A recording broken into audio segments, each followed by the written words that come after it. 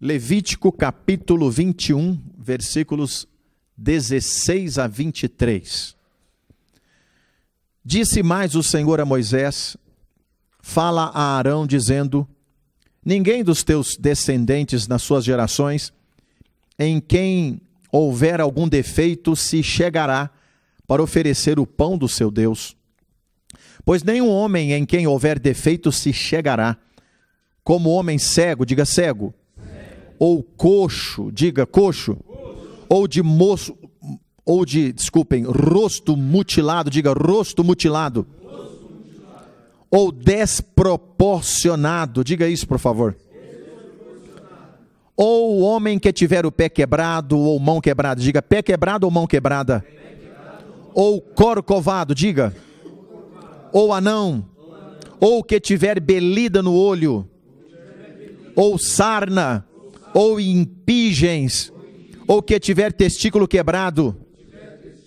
Nenhum homem da descendência de Arão, o sacerdote, em quem houver algum defeito, se chegará para oferecer as ofertas queimadas do Senhor. Ele tem defeito, não se chegará para oferecer o pão do seu Deus. Comerá o pão do seu Deus, tanto do Santíssimo como do Santo, porém, até o véu não entrará, nem se chegará ao altar, porque tem defeito, para que não profane os meus santuários, porque eu sou o Senhor que os santifico. Amém, queridos? Eu quero compartilhar sobre o sacerdócio aprovado por Deus.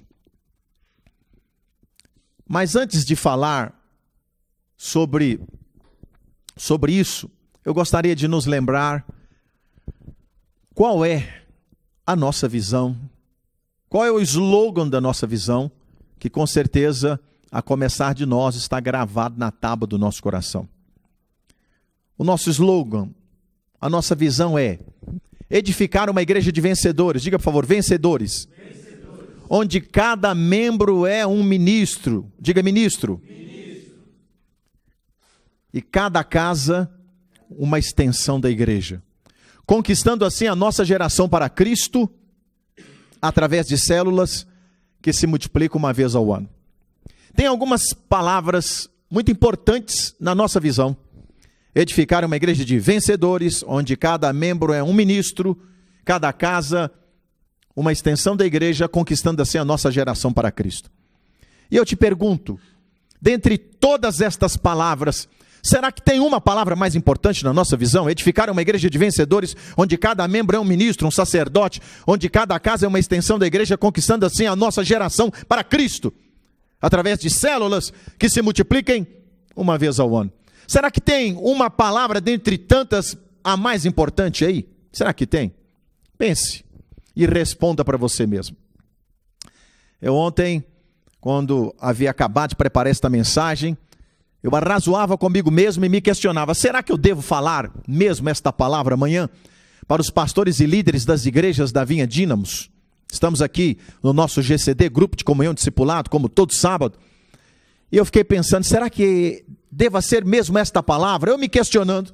E eu resolvi fazer uma pergunta lá no estúdio de gravação, no estúdio, onde temos alguns irmãos da Igreja de Santo André que fazem os vídeos, os áudios, enfim, as vinhetas.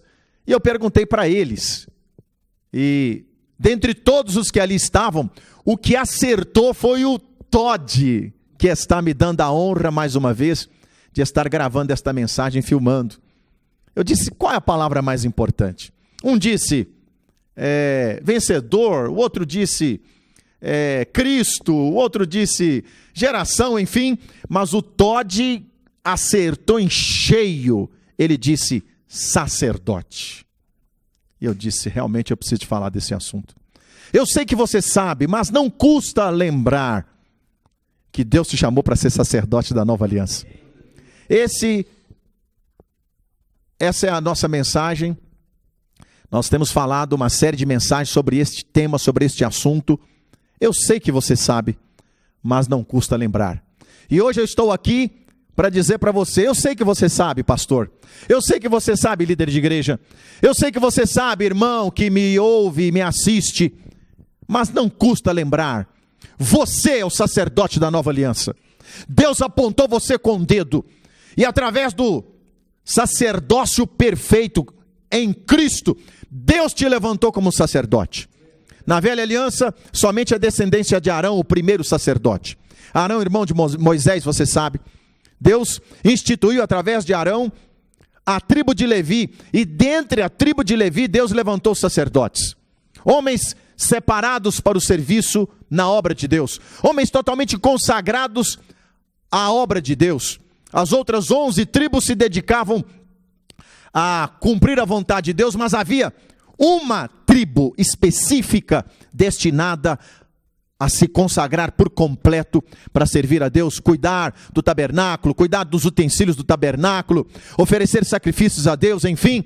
E essa tribo é a tribo de Levi, descendência de Arão. Porém, quando nós chegamos na nova aliança, nós vemos que através do sumo sacerdote que é Cristo, cada seguidor de Cristo é comissionado, chamado, vocacionado por Deus a ser um sacerdote. Por isso, 1 Pedro capítulo 2, versículo 9 diz assim: mas vós sois geração eleita. Repita, por favor: geração eleita. Sacerdócio real, diga sacerdócio real. Nação santa, diga nação santa. Povo de propriedade exclusiva de Deus, diga povo de propriedade exclusiva de Deus. Para que anuncieis as virtudes daquele que vos chamou das trevas para a sua maravilhosa luz. No Velho Testamento, somente a descendência de Arão, somente os homens da tribo de Levi é que eram separados para o sacerdócio, para servirem a Deus.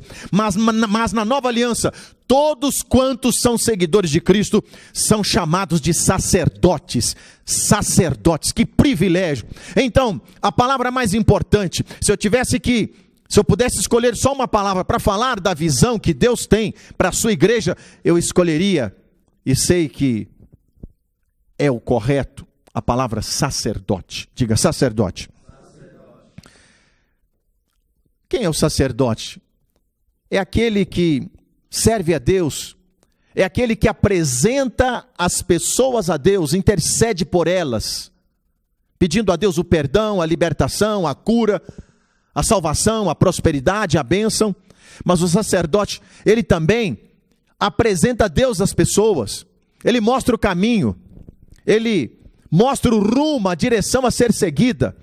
Nós, como sacerdotes da nova aliança, temos esta dupla responsabilidade: a responsabilidade de apresentar as pessoas a Deus, interceder por elas, clamar a Deus em prol da vida delas, para que elas se quebrantem, sejam convencidas do pecado, sejam tocadas pela graça e sejam transformadas por meio do milagre do novo nascimento, saindo das trevas e vindo para a luz.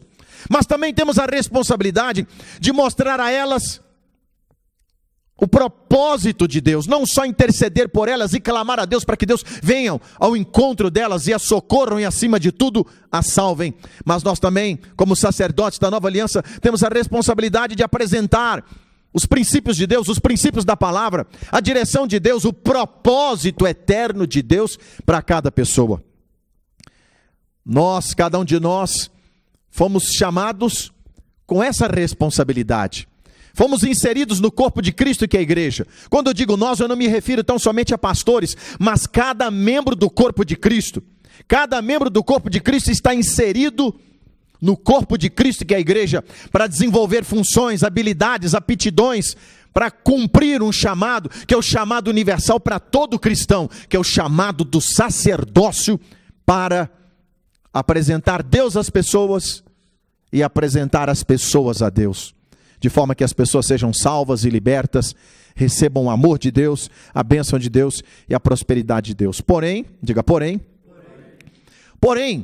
uma vez que alguém vem para o exercício do sacerdócio, porque foi alcançado por Cristo, o sumo sacerdote e salvo, cada cristão que é um sacerdote da nova aliança, ele precisa se preocupar em conhecer a vontade de Deus, conhecer os princípios da palavra de Deus e moldar a sua vida segundo o propósito de Deus para se ver aprovado diante de Deus. Diga, aprovado diante de Deus.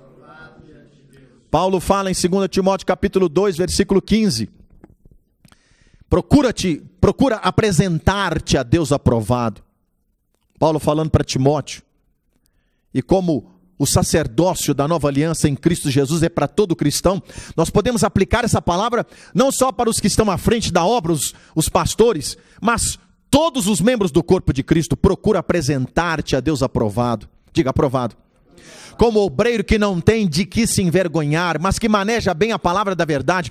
Então a aprovação diante de Deus deve ser um anseio, um anelo, a avidez, a paixão do coração de todo cristão que é um sacerdote da nova aliança.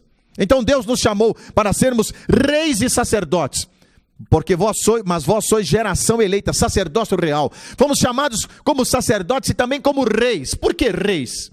Porque Ele é o Rei dos Reis, o Senhor Jesus. E nós, quando entramos no sacerdócio de Cristo e desenvolvemos a nossa função, nós então estamos reinando com Ele. Esse reinado não é só no porvir, na eternidade, mas esse reinado é para ser desenvolvido desde já aqui na terra. Aqui na terra. Paulo fala disso em Romanos capítulo 5, versículo 17. Porque se pela ofensa de um homem, no caso Adão, a morte reinou, diga, a morte reinou. Muito mais os que recebem a abundância da graça e o dom da justiça reinarão em vida, diga, reinarão em vida. Por meio de um só, a saber, Jesus Cristo.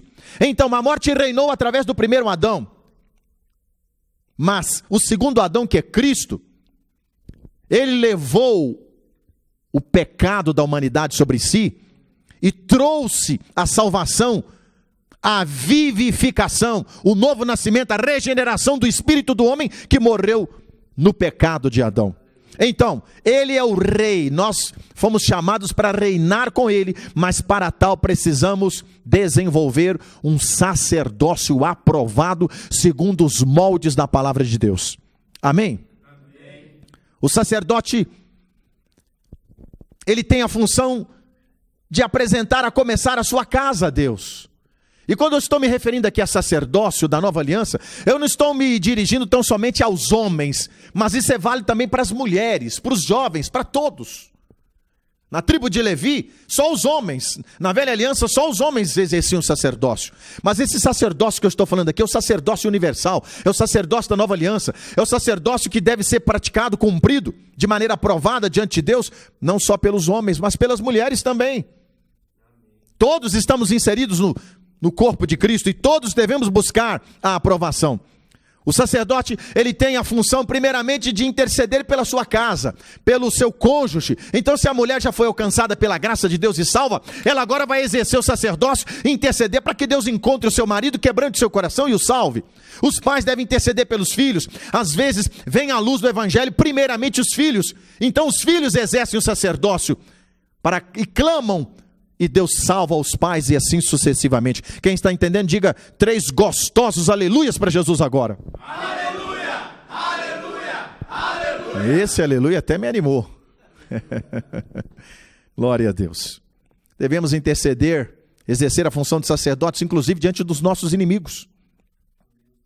Inclusive diante das pessoas que nos são opositoras. Inclusive diante das pessoas que de repente não nos querem bem. Jesus ensinou isso lá na cruz, quando ele disse em Lucas 23, 34, Pai, perdoa-lhes, eles não sabem o que fazem. E ele, no sermão da bem-aventurança, no capítulo 5, nos versículos 42 a 48, ele fala disso. Ele ensina a interceder, inclusive, para os nossos inimigos. Aquelas pessoas que, usadas pelo diabo, não nos querem bem, falam mal de nós e assim por diante. Ouvistes o que foi dito, amarás o teu próximo, odiarás o teu inimigo. Eu, porém, vos digo, amai os vossos inimigos, bendizei os que vos maldizem, fazei bem aos que vos odeiam, orai, diga orai. Orai pelos que vos maltratam e vos perseguem. Porque se amares tão somente os que vos amam, que demais fazeis? Não fazem assim os publicanos? Se cumprimentares tão somente os que vos cumprimentam, que demais fazeis? Não fazem assim os pecadores? Sede vós perfeitos, como perfeito é o vosso Pai que está nos céus. Ser perfeito aqui é ser maduro, adulto, plenamente desenvolvido. télios do grego. E quem é adulto, maduro e plenamente desenvolvido? É o sacerdote que é cheio de Deus, é o sacerdote que é cheio do amor de Deus, é o sacerdote que é cheio do caráter de Cristo. E é esse tipo de sacerdócio que Deus espera que eu e você cumpramos e praticamos. Mas quando nós olhamos para a velha aliança, quando nós olhamos para o livro de Levítico, conforme lemos no início, capítulo 21 de Levítico, a partir do verso 16, nós vemos que havia algumas deformidades que Deus reprovava para o exercício do sacerdócio. Deus disse: Moisés, diga para Arão, o sacerdote, o seu irmão, que ele não pode colocar para exercer o sacerdócio, no caso na velha aliança, homens que têm algumas deformidades, alguns defeitos físicos. Mas o pastor, o que isso tem a ver? Quer dizer que quem tem um defeito físico não pode exercer o sacerdócio da nova aliança em Cristo? Não, nada a ver. Eu quero pegar esses defeitos físicos que reprovavam um homem para o exercício do sacerdócio do Velho Testamento e trazer aplicação para atitudes, comportamentos, caráter, coisas, deformidades que nós não devemos ter. E se é que temos, se você se apercebe e se de repente se depara com uma deformidade, tem que haver uma indignação no coração e dizer: Senhor, eu não aceito isso. Tem que haver um quebrantamento, tem que haver um clamor: Senhor, eu não consigo mudar em tal área, mas o Senhor é poderoso para me ajudar. E tem que haver então uma mudança de vida. Diga: mudança de vida. A primeira deformidade que Moisés falou com Arão, que não poderia ser aceita na vida de um homem que quisesse exercer o sacerdócio, ainda que fosse da tribo de Levi, era... A primeira deformidade era ser cego. Diga: cego. Não podia ser cego. Não podia ser cego. Então, o que significa ser cego? Ser cego é alguém que não enxerga o propósito de Deus. Ser cego é alguém que não tem a visão de Deus. Ser cego, na velha aliança, estava o homem cego reprovado para o exercício do sacerdócio. Alguém que não enxerga. Alguém que não enxerga, trazendo para a nova aliança, é um cego espiritual. É alguém religioso, alguém que tem venda nos olhos. Os homens que mais tinham vendas nos olhos na época de Cristo eram os fariseus. No entanto, pagavam dízimos, davam ofertas, visitavam os órfãos, as viúvas, faziam boas obras, e Jesus os chama de sepulcros caiados. Diga: sepulcros caiados. Eram cegos, defuntos espirituais. O apóstolo do amor, em 1 João capítulo 2, versículo 15, ele diz: não ameis o mundo nem o que no mundo há, porque aquele que ama o mundo, diga, o amor do Pai não está nele. Quem é cego, não está enxergando o propósito de Deus, não está investindo a sua vida no propósito de Deus, automaticamente é cego. E porque é cego, não enxerga o propósito de Deus, vai enxergar as coisas do mundo e vai ser atraído pelas coisas do mundo. Tiago capítulo 4, versículos 4 e 5 dizem: infiéis e infiéis, não sabeis que a amizade do mundo é inimizade contra Deus? Todo aquele que se constitui amigo do mundo, diga, torna-se inimigo de Deus. Esse é o cego espiritual, ele se torna amigo do mundo, automaticamente ele se torna inimigo de Deus. Cego é alguém que não vê como Deus vê, não enxerga como Deus enxerga, não tem a visão de Deus clara, cristalina no seu coração. Pastor, qual é a visão de Deus? É o propósito eterno. Deus criou cada um de nós para cumprir um propósito eterno. Em Cristo Jesus, todo ser humano tem capacidade em Cristo de cumprir o propósito eterno. Qual é o propósito eterno de Deus para cada ser humano? É o mesmo. Qual é o propósito eterno? Caminhar em intimidade com Deus. Salmo 25, verso 14 diz: a intimidade do Senhor é para aqueles que o temem, aos quais Ele dará a conhecer a sua aliança. O propósito eterno de Deus, de maneira objetiva, resumida, simplificada, é este: que cada homem, uma vez salvo por Cristo, vive em intimidade com Ele. E quem vive em intimidade com Deus, vai conhecer o segredo, a aliança de Deus. A intimidade do Senhor é para aqueles que o temem, aos quais ele dará a conhecer a sua aliança. Quem anda em intimidade com Deus, conhece a aliança, o conserto de Deus para a sua vida. Que aliança, que conserto é esse? Ele que é grande abençoa o pequeno, ele que é sarado, cura o enfermo, ele que é próspero, rico, dono do ouro e da prata, prospera o pobre, o miserável, ele que é santo, justo, perdoa o pecador e transfere sobre ele a sua justiça. Esta é a aliança, este é o conserto. E à medida que alguém vai caminhando como sacerdote da nova aliança, no temor ao Senhor, na intimidade com Deus, vai se enchendo do caráter de Cristo. Quanto mais alguém anda no temor e cresce em intimidade com o Senhor, tanto mais o caráter de Cristo é imprimido no interior desta pessoa. E quanto mais o caráter de Cristo é imprimido nela, tanto mais essa pessoa, como sacerdote de Deus, vai expressar o caráter de Cristo e representá-lo na sua autoridade. Aí está o cumprimento do propósito eterno: expressar Deus no seu caráter e representá-lo na sua autoridade. Gênesis capítulo 1, versículo 26, disse Deus: façamos o homem à nossa imagem, conforme a nossa semelhança. Tenha ele domínio sobre os peixes do mar, sobre as aves do céu, sobre os répteis, sobre o gado e sobre toda a terra. Criou, pois, Deus o homem à sua imagem, macho e fêmea os criou, e Deus os abençoou e disse: frutificai, diga frutificai. Essa é a versão atualizada. A versão corrigida de João Ferreira de Almeida diz: sede fecundos, diga sede fecundos. Sede fecundos ou frutificai, multiplicai-vos, enchei a terra, sujeitai-a e dominai sobre os peixes do mar, sobre as aves dos céus, sobre o gado e sobre toda a terra. Aí está o propósito eterno: sermos cheios de Deus, cheios da vida de Deus, termos o caráter de Cristo impresso, imprimido em nós, de forma que o nosso caráter vai sendo misturado com o caráter de Cristo, e daqui a pouco já não aparece mais o nosso caráter, mas aparece o caráter de Cristo. E à medida que vamos manifestando, expressando o caráter de Cristo, vamos exercendo poder, domínio, governo e autoridade. Onde chegamos, pisamos na cabeça da serpente, sujeitamos demônios, expulsamos demônios, curamos os enfermos, libertamos os oprimidos, pregamos o evangelho e salvamos os perdidos. Esse é o propósito eterno. Mas só cumpre o propósito eterno quem é íntimo, e só é íntimo quem teme ao Senhor. O cego é aquele que não enxerga o propósito. Quem é cego não percebe o propósito. Para ele, cumprir o propósito não vale a pena. Fazer a obra de Deus é algo cansativo. Cuidar de pessoas é um estresse, é um enfado, porque está cego, não está enxergando como Deus enxerga. Eu profetizo sobre você e sobre o rebanho que Deus colocou na sua vida. Eu profetizo visão de Deus, visão aguçada, visão clara, para ver, perceber, discernir a vontade de Deus e colocá-la em prática. Diga amém.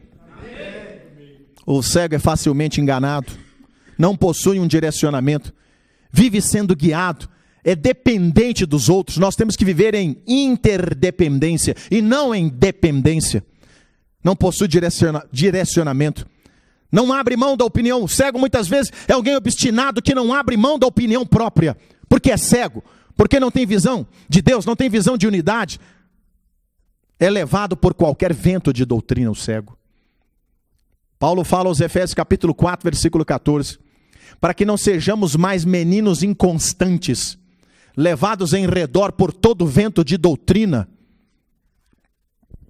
pelo engano de homens que com astúcia enganam fraudulosamente.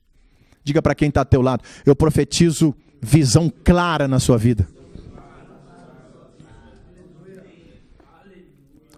O segundo defeito físico que reprovava o sacerdote da velha aliança, e nós podemos trazer uma aplicação, porque isso tem a ver com conduta, comportamentos e atitudes, era ser coxo. Diga coxo. O que é ser coxo? É ser aleijado.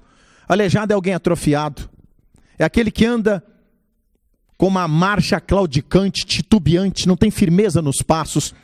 Coxo é alguém que não consegue andar na direção, no propósito, na vontade de Deus, porque é atrofiado, é fraco, não tem força para caminhar.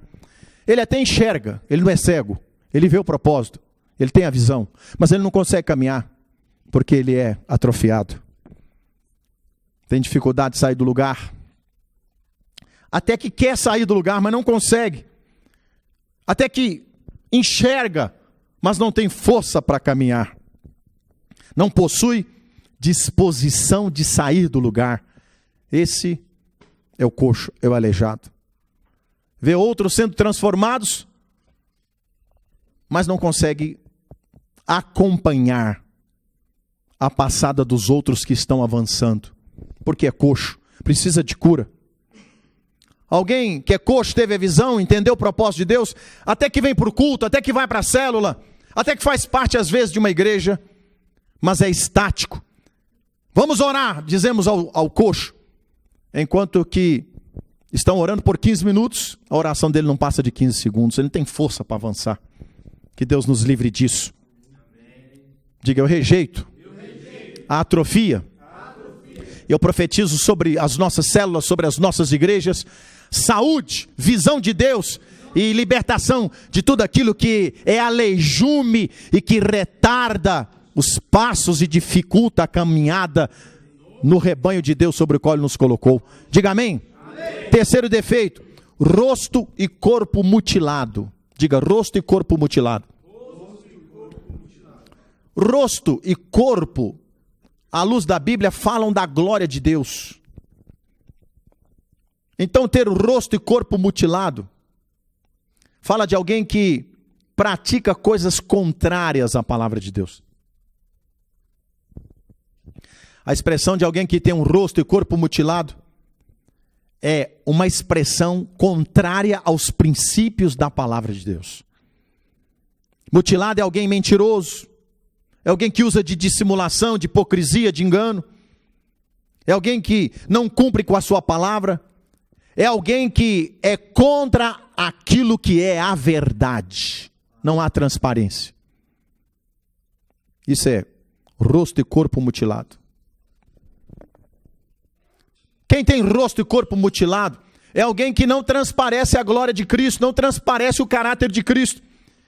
Mateus capítulo 5, versículo 16, Jesus disse: assim resplandeça a vossa luz diante dos homens, para que vejam as vossas boas obras e glorifiquem ao vosso Pai que está nos céus.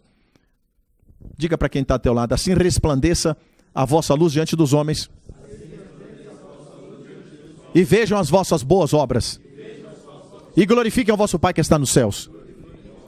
Eu espero que esse seja o meu e o seu testemunho, dentro de casa, no condomínio, no local de trabalho, na vizinhança, que nós resplandeçamos a glória de Deus de tal forma que as pessoas glorifiquem a Deus por ver-nos reproduzindo o caráter de Cristo. Isso é não ter rosto e corpo mutilado, porque quem tem rosto e corpo mutilado, que aponta para a glória de Deus, rosto e corpo aponta para a glória de Deus. Quem tem rosto e corpo mutilado não transmite a glória.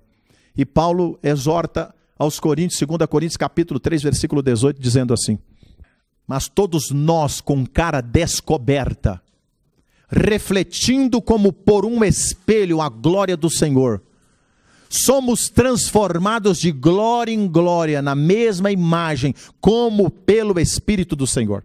Uma rápida exegese desse versículo, que nós devemos refletir a glória de Deus como se fôssemos um espelho. Eu não me canso de fazer essa ilustração que vou fazer aqui agora, e com certeza você já me viu, ouviu falando dela algumas vezes. Imagine o sol ao meio-dia. Imagine o céu completamente azul, sem nenhuma nuvem que vá filtrar os raios solares. Um dia ensolarado, céu azul e bonito. E de repente o sol, ao meio-dia, bate num espelho. Esse espelho reflete os raios solares. Eu te pergunto, um dia ensolarado, imagine, sem nenhuma nuvem no céu, ao meio-dia, o sol bate no espelho, você suporta olhar para este espelho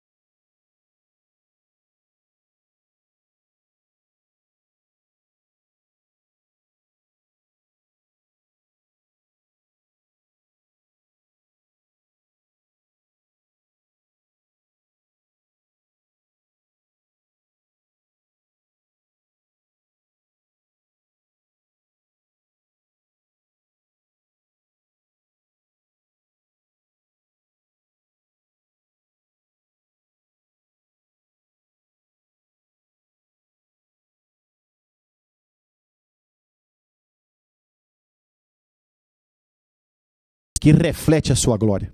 Só que tem um detalhe: quanto mais nós refletimos a glória de Deus, o texto diz, tanto mais somos transformados de glória em glória, na mesma imagem. Que imagem? A imagem de Cristo. Como pelo Espírito. Que Espírito? Está lá em letra maiúscula. Pelo Espírito Santo. Vou repetir o versículo. Mas todos nós, com cara descoberta, refletindo como por um espelho a glória do Senhor, somos transformados de glória em glória na mesma imagem, como pelo Espírito do Senhor. Se esse é o desejo ardente do seu coração, ser transformado, meu irmão, cada vez mais e mais de glória em glória, diga aleluia. Aleluia. Próxima deformidade, que aponta para um defeito de caráter na nova aliança. Uma deformidade que era reprovada na velha aliança e não podia fazer parte do sacerdócio. Moisés disse para Arão, porque Deus mandou dizer, diga mãos e pés quebrados. Mãos, na Bíblia, apontam para atitudes e comportamentos, e pés apontam para caminho. Diga, mãos apontam para atitudes e comportamentos. Pés apontam para caminho. Mãos e pés quebrados falam de coisas mal resolvidas. Mãos e pés quebrados falam de coisas que traumatizaram a pessoa e impedem essa pessoa de avançar, porque ela está presa no seu passado. Quem tem mãos e pés quebrados é alguém frustrado, indiferente, que não tem alvo, que vive do passado, vive olhando para trás, não tem visão de Cristo, não consegue olhar para o alto, não consegue olhar para o Senhor. E se tem algo que eu e você precisamos fazer para manter a fé de Deus dentro de nós ativa, não é a nossa fé, é a fé de Deus. Estranho, né? Agora eu preciso explicar, abrir um parênteses e fechar. Marcos capítulo 11, versículo 22, Jesus disse assim: tende fé em Deus. Mas no original grego, a tradução apurada, correta, refinada é: tenha a fé de Deus. Não é a sua fé que faz as coisas acontecerem. Não é a sua fé, querido, que faz o milagre acontecer. É a fé de Deus dentro de você. E onde está a fé de Deus dentro de você? Está na pessoa do Espírito Santo. Jesus no dia anterior passou e amaldiçoou a figueira. Quando Pedro e os demais apóstolos passaram no dia seguinte com Jesus pela figueira, ficaram embasbacados, atônitos, perplexos, espavoridos. E disseram: Senhor, a figueira morreu. Aí Jesus disse: tende a fé de Deus. E aí no verso, Marcos 11, 22, e aí no verso 23, Jesus disse assim: porque em verdade vos digo, ele apontou para um monte, uma montanha, qualquer que disser a este monte, ergue-te, lança-te no mar, e não duvidar em seu coração, mas crer que se fará aquilo que diz, tudo o que disser lhe será feito. Diga uau! Aí no verso 22, 23, agora no 24, Jesus disse assim: porque também vos digo que tudo que pedirdes em oração, crede que recebestes, e será assim convosco. Jesus disse que quando nós pedimos, usando a fé de Deus que está dentro de nós, o que nós pedimos, já recebemos. E assim sucederá. Recebestes já. Por que ele disse isso? Porque tudo foi consumado na cruz.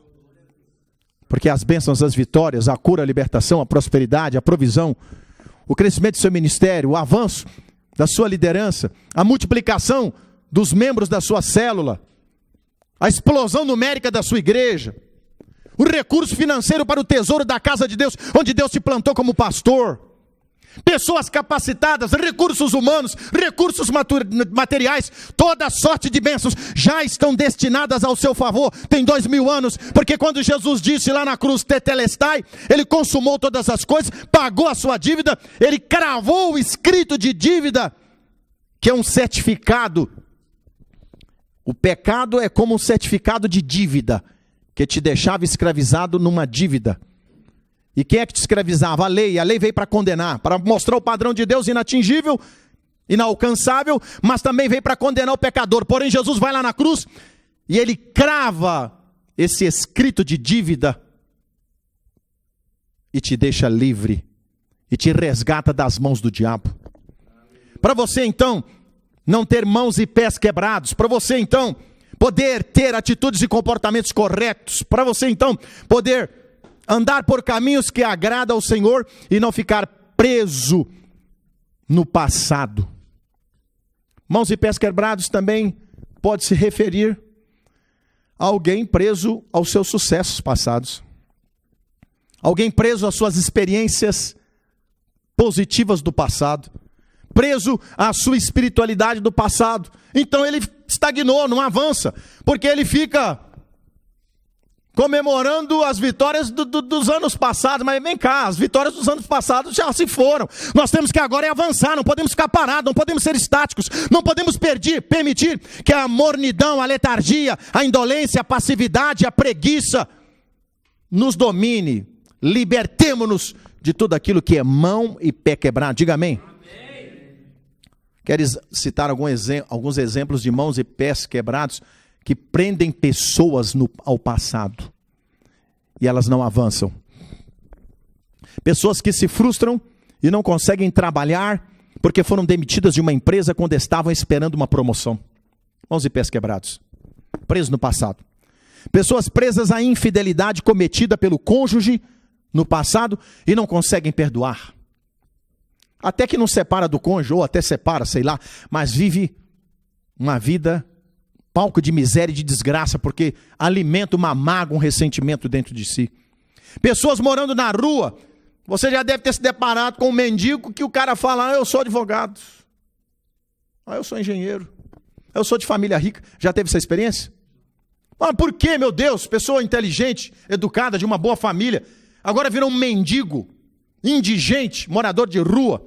São pessoas que estão morando na rua porque se frustraram por causa de decepções familiares, ou porque faliram, ou porque foram traídas pelo seu cônjuge.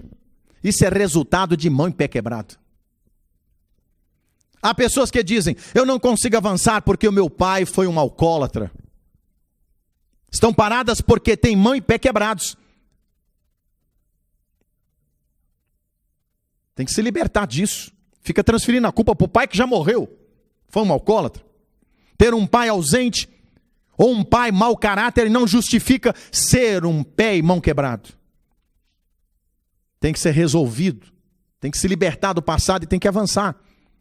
Quem tem pé e mão quebrado está paralisado no exercício do seu sacerdócio. Tem que avançar. Diga, tem que avançar. Próxima deformidade que reprovava o sacerdote da velha aliança. Diga, corcunda. Eu sei que você sabe, mas não custa lembrar. Você foi chamado por Deus para ser sacerdote da nova aliança. Mas você, nós não podemos ficar presos em deformidades de caráter. Os defeitos físicos do passado que reprovavam o sacerdote da velha aliança apontam para deformidades de caráter, aleijumes de personalidades dos quais nós temos que nos libertar. Corcunda é o desvio da coluna, é alguém que não suporta pressão, não aguenta peso.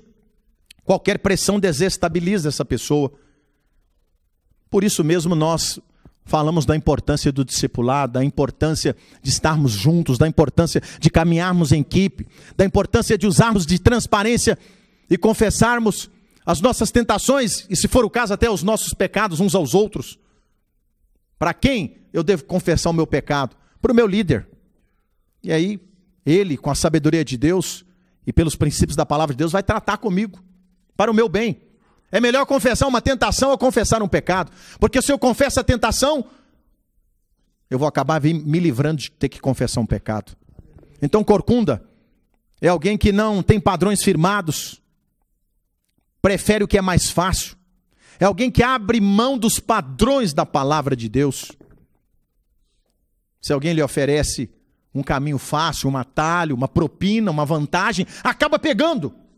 Por quê? Porque é corcunda. Não tem princípios corretos, bem definidos. Não tem uma formação de caráter adequada. Não tem consciência interior decente. Falta temor no seu coração. Pastor, o que fazer? Arrepender-se, mudar de vida, pedir ajuda e avançar. Diga amém.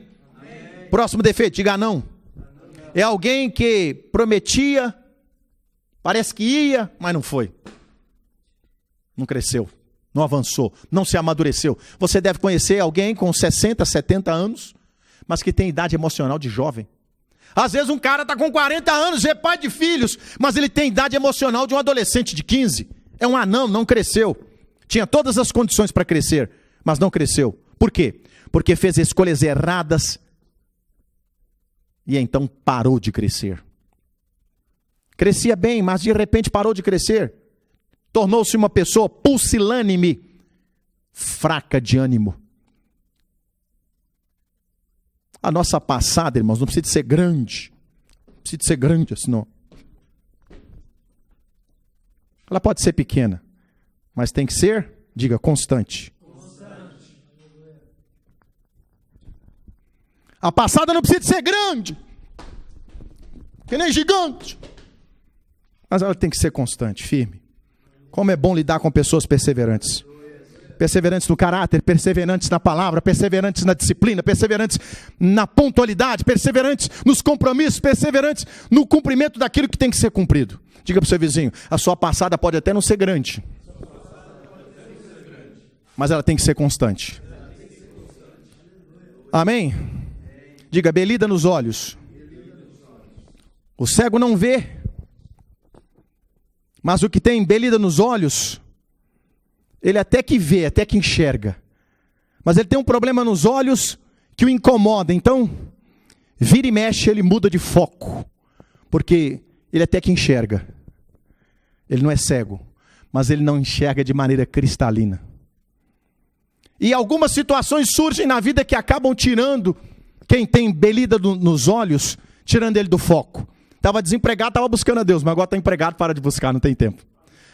Andava a pé, ia para os compromissos da obra de Deus, de ônibus, de carona, de jegue, de jumento, de camelo, de bicicleta, mas agora tem um carrinho, não vai mais para a célula, não vai mais para o culto, não participa das reuniões, não participa do discipulado, porque agora está ocupada a viajar e passear com o carro.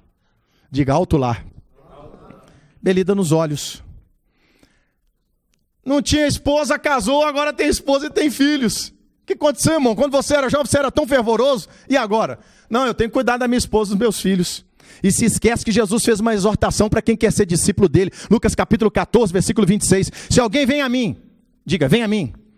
E não aborrece a seu pai, mãe, cônjuge, filhos, irmãos, amigos, e a si mesmo por amor de mim, não pode ser meu discípulo. Diga para o seu vizinho, aborreça todo mundo, mas não aborreça a Cristo. Esse é aquele que tem belida nos olhos. Diga, sarna. Sarna ou impingem ou feridas purulentas. Reprovava para o sacerdócio da velha aliança.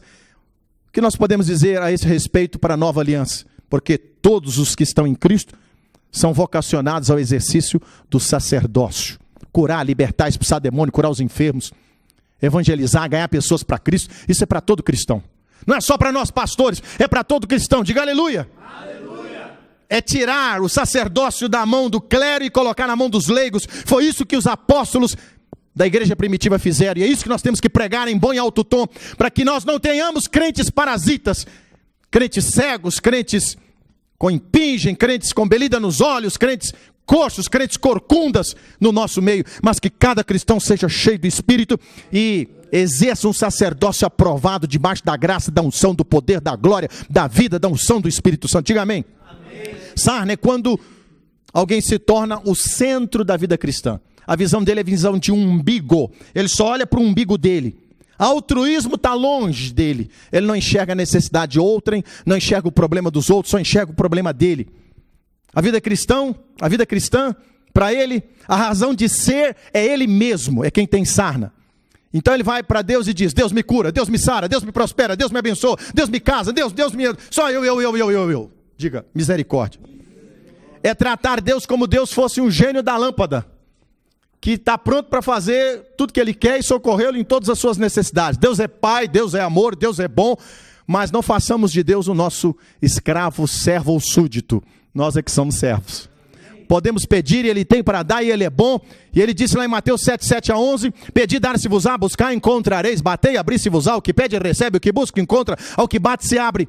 Qual dentre vós é o pai Que pedindo-lhe pão, seu filho lhe dará pedra, pedindo-lhe peixe, lhe dará serpente. Sendo vós maus, sabeis dar boas dádivas aos vossos filhos, quanto mais o Pai Celestial dará bens àqueles que lhe pedirem. Diga uau. Diga aleluia. Aleluia. Mas, porém, contudo, no entanto, entretanto, não obstante, já que não queremos fazer de Deus nosso escravo. Ele é Senhor. E não voltemos a nossa vida cristã para nós mesmos, colocando-nos no centro. Pelo contrário, saiamos do centro, deixemos Cristo no centro e sirvamos as pessoas. 1 João capítulo 3, versículo 16. Nisto conhecemos o amor. Que Cristo deu a sua vida por nós. E devemos dar a nossa vida pelos nossos irmãos. Diga para quem está ao teu lado: meu amado irmão, conte comigo. Estou disposto a me sacrificar, tanto quanto necessário, em prol do seu bem-estar. E isso é cristianismo.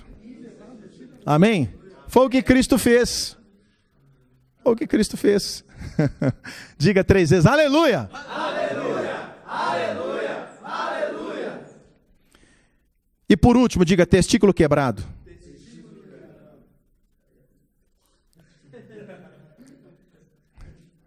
Eu falei de sarna agora, foi? Agora, por último, 10ª ou 9ª deformidade que reprovava o sacerdócio na velha aliança. Alguém tinha esse defeito, não podia cumprir o sacerdócio, mesmo sendo da tribo de Levi. Trazendo para a nova aliança. Defeitos físicos não reprovam ninguém para o exercício do sacerdócio na nova aliança em Cristo. Porém, essas deformidades de caráter, Deus impede que Deus use essa pessoa, esse cristão, de maneira que ele agrada. Então o seu sacerdócio fica parado, paralisado, estancado. Diga, testículo quebrado.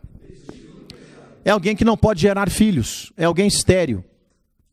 É alguém que não cumpre o propósito de Deus. E eu já falei no início, qual é o propósito de Deus, você sabe. Eu sei que você sabe, mas não custa lembrar. O propósito eterno de Deus é, diga, frutificação.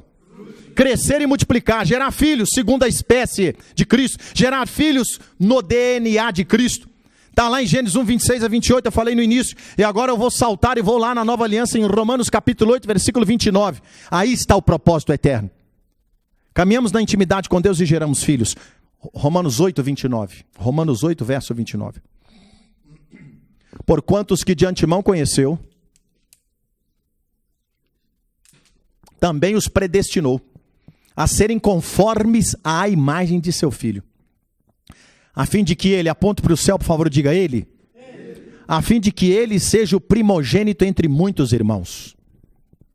O propósito eterno de Deus para nós é esse: caminharmos na intimidade com ele, expressarmos a imagem de Cristo, representarmos a Deus na autoridade que ele nos delega para sujeitar, dominar, influenciar, curar, libertar, pregar, evangelizar, ganhar pessoas, consolidá-las na fé. Então, qual é o propósito? Resumido, diga, frutificação. Jesus falou disso em João capítulo 15, versículo 8. Nisto é glorificado o meu Pai, que deis, diga, muito fruto. Que deis muito fruto, e assim sereis meus discípulos. Jesus disse que alguém, além de salvo, é discípulo dele quando tem muito fruto. Pode conferir, João capítulo 15, versículo 8. Nisto é glorificado meu Pai, que deis muito fruto, diga, muito fruto. E assim sereis meus discípulos. Interessante que lá Jesus foi quem falou. Tem que dar, não é pouco? Tem que dar é muito fruto. Pastor, minha vida não está frutificando como deveria. Que bom que você está reconhecendo. O que dá poder para frutificar está aqui. Está conosco, está entre nós. E se você já é salvo, ele está dentro de você. É só haver um quebrantamento aí dentro, um reconhecimento, enxergar alguma deformidade de caráter, algum legímio de personalidade que está te prendendo e se quebrantar e mudar de vida, e ele vai te mudar e você vai frutificar. João capítulo 15, versículo 16 diz assim: não fostes vós que escolhestes a mim, mas eu vos escolhi a vós. Diga aleluia. Diga, o Senhor me escolheu. Não fostes vós que escolhestes a mim, Mas eu vos escolhi a vós e vos nomeei para que vades e deis fruto. Aleluia. Pensei que vocês iam falar 3 aleluia. Não fostes vós que escolheste a mim, mas eu vos escolhi a vós e vos nomeeis para que vades e deis fruto. Aleluia, aleluia, aleluia. E aí ele continua dizendo, João 15, verso 16, a fim de que o vosso fruto permaneça. Ele diz que você vai frutificar, não sou eu não, é Ele, é Cristo. E Ele diz que o seu fruto, você vai frutificar e o seu fruto vai permanecer. A fim de que tudo quanto pedides ao Pai, olha só ainda aqui que Ele te dá porque você está frutificando. Tudo quanto pedides ao Pai, em meu nome, Ele vô-lo conceda. Pergunta ao seu irmão, não precisa de responder. Você está frutificando, irmão? Não precisa responder. Agora diga para ele, se você está frutificando, não é por causa de você, é apesar de você. Agora diga para ele, se você não está frutificando, na medida que deveria, querido, agora sim, é por causa de você. Pastor, vem cá depressa, o que eu faço? Me deu desespero, eu não estou frutificando. Que bom que você está reconhecendo. Eu vou orar por você daqui a pouquinho, porque eu estou caminhando para a conclusão da mensagem. Obrigado, fica com o seu ar, mas eu vou concluir. Eu vou orar por você, mas não é por causa da minha oração, é por causa da graça de Deus. A graça vai te envolver e você vai ser impactado e ativada a fé de Deus dentro de você. E você vai frutificar. Se você tem frutificado, eu estou profetizando que você vai frutificar muito mais agora. Se você não tem frutificado, o Senhor que te ama, que prometeu de te dar fruto, pela sua palavra que eu acabei de citar, Ele vai remover a esterilidade, a doença que está impedindo, e a sua vida a partir de hoje não vai ser mais a mesma. E aí tudo que você pedir, claro, tudo segundo a vontade dEle, Ele vai te dar sabedoria para pedir segundo a vontade dEle, vai acontecer na sua vida. Sabe quem são os primeiros discípulos ou filhos espirituais que nós temos que gerar? Os nossos filhos biológicos. Digo isso sem nenhuma vaidade, pela bondade de Deus. Todos os meus filhos, filhas, genros e noras estão atolados. Se atolaram-se no reino de Deus. Pastor, você cometeu um equívoco aí. Ou deixa o si na frente ou deixa o si atrás. Se atolaram-se. É isso mesmo. Mas como é que é isso, pastor? Aprendi com português. O português disse pro brasileiro, me dá uma forcinha, meu carro na lama se atolou-se. Ei, português é burro mesmo. Cara, que você sabe nem falar, eu vou te ajudar, mas português, ou você põe o si na frente ou põe o si atrás, o verbo. O carro se atolou, português. Ou, se você preferir, o carro atolou-se. Burro é brasileiro, eu não estou lhe falando, vem cá ver. As rodas da frente atolaram na lama e as rodas de trás também, então se atolaram-se. É isso que Jesus vai fazer com você hoje. Ele vai levar você a se atolar-se no reino dele. E a unção da ousadia, do crescimento explosivo e da multiplicação virá sobre você numa onda, num fluir, num impacto muito maior. E o prédio da sua igreja vai ser pequeno para agregar o número de salvos. O tamanho da sua célula, você vai ter que mudar de casa, vai ter que expandir a casa, vai ter que derrubar a parede. Os encontros, a chácara vai ser pequena, porque Deus vai mandar aos milhares para você, filhos e filhas. Quem crê, diga 3 aleluias. Aleluia, aleluia, aleluia. Conclusão. Qual a sua deficiência? Aleluia. É alguém que não enxerga o propósito de Deus por ser cego? Não tem clareza do propósito de Deus? Qual a sua deformidade? Ser coxo? Alguém que enxerga o propósito, mas por ser atrofiado, não consegue avançar? É ter rosto e corpo mutilado? Isto é, a deformidade que te prende, te impede de frutificar e de exercer um sacerdócio aprovado por Deus na nova aliança? Você é alguém cujas atitudes e comportamentos são contrários aos princípios da palavra de Deus e você tem deformidade de caráter por isso? Tem faltado posicionamento correto? Seu problema é mãos e pés quebrados, querido? Alguém mal resolvido, preso às marcas do passado? Corcunda, não suporta peso, não suporta pressão? Não, pastor, meu problema é anão. Parei de crescer espiritualmente. Fiquei paralisado nas emoções. Os anos se passaram e eu não avancei na maturidade de caráter e de emoções. Esse é o seu problema? Não, é belida nos olhos. Alguém que não tem foco. Esse é o seu problema? Sarna. Alguém cuja vida cristã é egoísta, tendo a si mesmo como centro das atenções, tudo tem que girar em torno de você. Não, pastor, meu problema é o pior de todos, eu acho. Meu testículo está quebrado. Eu sou estéril. Meu ministério não rompe. Minha liderança não rompe. Eu sou um crente, fui salvo. Não consigo ganhar minha família. Não consigo ganhar meu cônjuge para Cristo. Não consigo ganhar meus pais, ou não consigo ganhar meus filhos. Não consigo ganhar meus amigos, meu patrão, meus empregados. Eu vejo na igreja todo mundo ganhando gente, gerando filhos, mas eu não consigo. Ei, qual é a parte de Deus para restaurar você nas deformidades de caráter e aleijumes de personalidade? Eu vou te dizer qual é a parte de Deus. A parte de Deus é operar dentro de você o sobrenatural pelo Espírito dele e pela palavra dele. E a palavra que veio para você hoje é esta: eu, Senhor, te curo, eu, Senhor, te saro, eu, Senhor, te liberto, eu, Senhor, te transformo, eu, Senhor, te tomo pela mão e te levanto e unjo os seus lábios e te dou um cântico novo. Aleluia. E qual é a sua parte? Qual é a sua, minha, a nossa parte? Dar resposta positiva a Deus. Pastor, o que eu faço para dar resposta positiva a Deus e ser então transformado e restaurado no exercício do meu sacerdócio? Dar resposta positiva a Deus é dar respostas práticas diante da existência. É perdoar. É assumir responsabilidades. É decidir não colocar expectativas em homens, mas sim em Deus. Escolher-se descansar no Senhor e confiar nas suas promessas e viver debaixo da nuvem dele, cheio do Espírito Santo. À medida que nós tomamos essas decisões e avançamos nessa direção, o Senhor vem tratando conosco, nos quebrantando, nos moldando, nos ataviando, nos adornando, nos enchendo da sua glória, do seu fogo e da sua unção. E a consequência imediata disso é a frutificação. Eu posso orar por você? Amém. Quero orar por você. Coloque-se em pé, por favor.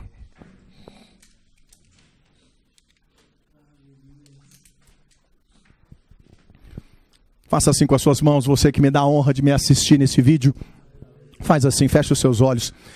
Eu declaro sobre você a palavra revelada, a palavra que eu profetizei aqui hoje. Sacerdócio aprovado por Deus. Eu declaro que essa palavra vai consumir as suas entranhas, meu irmão, minha irmã, e que o Espírito do Senhor vai te levantar. Eu declaro em nome do Senhor Jesus Cristo que toda a deformidade que há em ti, se você tem problema de cegueira, eu ordeno que os seus olhos espirituais se abram para enxergar o propósito de Deus. Se você tem problema de ser coxo, eu declaro em nome do Senhor Jesus Cristo que além de enxergar de maneira cristalina o propósito de Deus, você conseguirá avançar nas pisadas de Cristo. Se você tem problema de ter rosto e corpo mutilado e não consegue manifestar a glória de Deus, eu removo da sua vida tudo aquilo que entenebrece, obscurece a glória de Deus, e eu declaro que você vai resplandecer a glória de Deus, tal qual o espelho resplandece os raios solares ao meio-dia.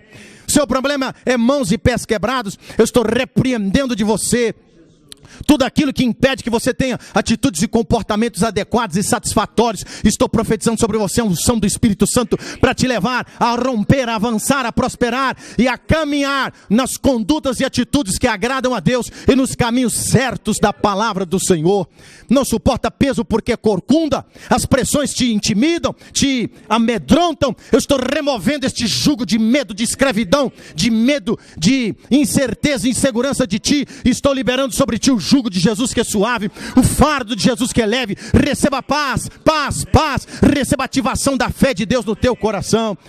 Se o teu problema é sarna, alguém que é egoísta, que só tem visão de umbigo, que só pensa em si, eu estou arrancando o poder do ego de dentro de você. Eu sei que depende de você, mas o Espírito de Deus está na sua vida para te ajudar. Eu declaro que a partir de hoje o amor de Deus vai te constranger e você vai espezinhar, rechaçar o ego dentro de você, e você vai manifestar o altruísmo, que é o amor ao próximo. E por fim, seu testículo é quebrado. há uma esterilidade em você, eu removo a esterilidade, a infertilidade, e libero sobre você a unção da ousadia, da conquista, do crescimento explosivo e multiplicação. Receba unção para frutificar, em nome de Jesus, e como consequência, as bênçãos de Deus vão correr atrás de você.